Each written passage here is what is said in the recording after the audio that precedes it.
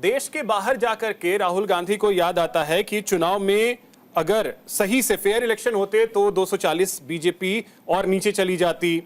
इसके अलावा बहुत सारी ऐसी चीजें हैं जिसको लेकर के उन्होंने कहा है, जिसमें सिख समुदाय को लेकर के विशेष तौर पे उन्होंने कहा है कि भारत में उनकी धार्मिक आजादी को बांधने की कोशिश की जा रही है।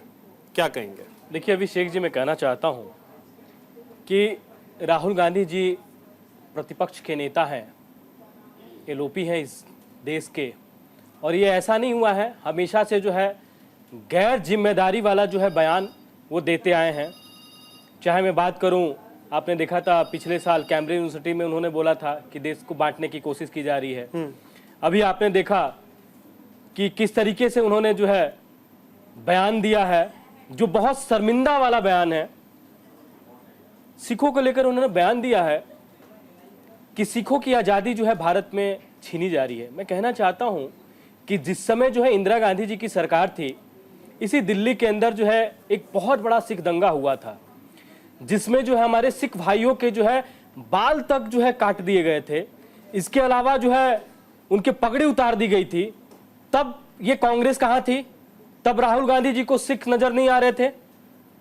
मैं ये कहना चाहता हूं कि आप विपक्ष के नेता हैं और आप जो है दूसरे देश के अंदर जाकर आप अपने देश का जो है बुराइयां करते हैं।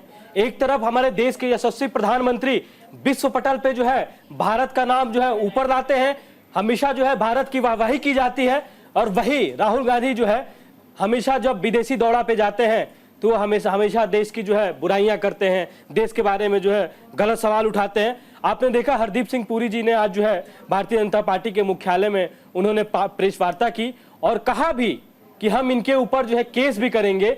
जिस तरीके से ये गैर जिम्मेदारी के तरीके से ये बयान दिया गया है, इसको हम छोड़ेंगे नहीं। ये बार बार जो है अमेरिका और चाइना की बात। सवाल ये है कि इस तरीके से कोई भी देश के बाहर जा करके एलओपी है, जिम्मेदारी बड़ी है, लेकिन इसका मतलब ये नहीं है कि देश के बाहर जा करके आप देश के बारे में इस तरीके की बातें करें। इस पे एक्शंस कब होंगे? क्योंकि कल हमने गिरिराज सिंह को भी सुना था कि ऐसे लोगों पे राजद्रोह का मुकदमा चलना चाहिए। देखिए, मैं कहना चाहता हूं कि देश की संस्थाएं हैं, देश जो है हमारा कानून और संविधान से चलता है, सारी संस्थाएं इस चीज को समझ रही हैं। और जिस तरीके से उन्होंने सिख को लेकर बयान दिया है, भारतीय जनता पार्टी के हमारे नेता और कैबिनेट मंत्री, आपने देखा उन्होंने बोला भी कि हम लोग जो है इसके ऊपर जो है एफआईआर दर्ज कराएंगे।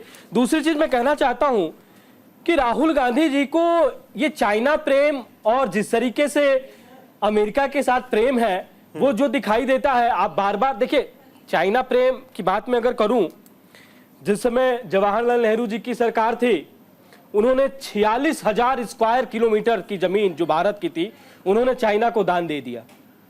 इसके अलावा वो कहते थे कि हिंदी चीनी भाई भाई।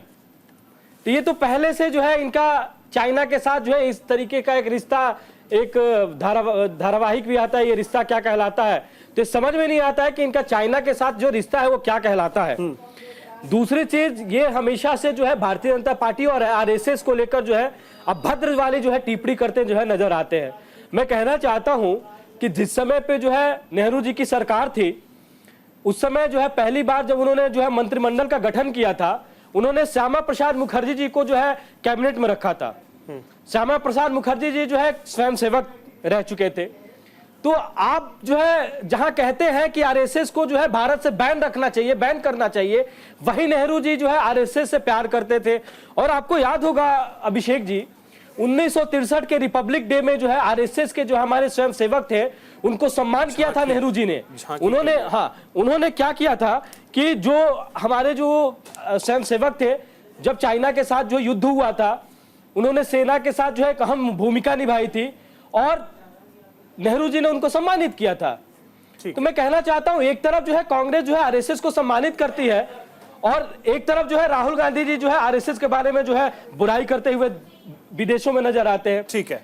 दूसरी चीज, जो सिख की बात कर रहे हैं, हाँ। मैं कहना चाहता हूं कि उस समय कहां थे कांग्रेस के लोग, या उस समय कहां थे जो है राहुल गांधी जी, जिस समय जो है इंदिरा गांधी जी के समय में जो है सिखों के ऊपर से जो है पगड़ी उतारी जा रही थी इसी दिल्ली के अंदर।